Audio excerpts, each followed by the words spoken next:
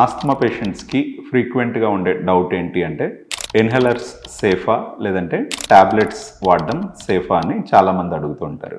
Inhale చేసినప్పుడు అది కేవలం లంగ్స్లోకి మాత్రమే ఎంటర్ అయ్యి లంగ్స్లో మాత్రమే దాని ప్రభావం చూపిస్తుంది.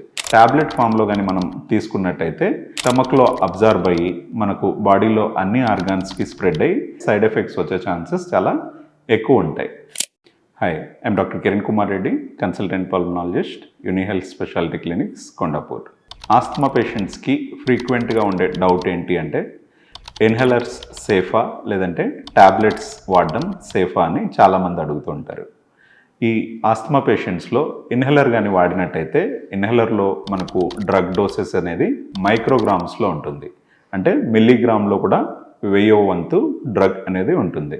అండ్ ఇన్హేల్ చేసినప్పుడు అది కేవలం లంగ్స్లోకి మాత్రమే ఎంటర్ అయ్యి ఎక్కడైతే మనకు ప్రాబ్లం ఉందో అంటే లంగ్స్లో మాత్రమే దాని ప్రభావం చూపిస్తుంది.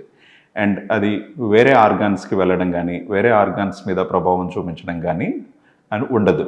బట్ టాబ్లెట్ ఫామ్లో కానీ మనం తీసుకున్నట్టయితే ముఖ్యంగా మనం ఆస్తమా పేషెంట్స్కి ఈ బ్రాంకో డైలేటర్ టాబ్లెట్స్ అండ్ కొన్ని రకాలైన స్టిరాయిడ్ టాబ్లెట్స్ అనేవి అవైలబుల్ ఉంటాయి.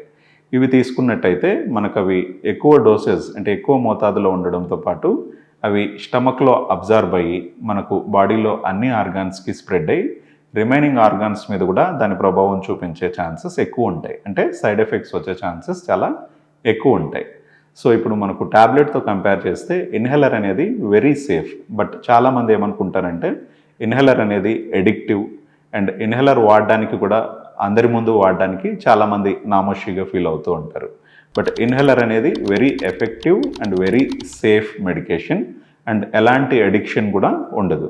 అండ్ ఆస్తమా పేషెంట్స్కి టాబ్లెట్స్ కంటే కూడా ఇన్హేలర్సే చాలా ఎఫెక్టివ్గా కూడా ఉంటాయి. సో ఇన్హేలర్ వాడడం అనేది మంచిది.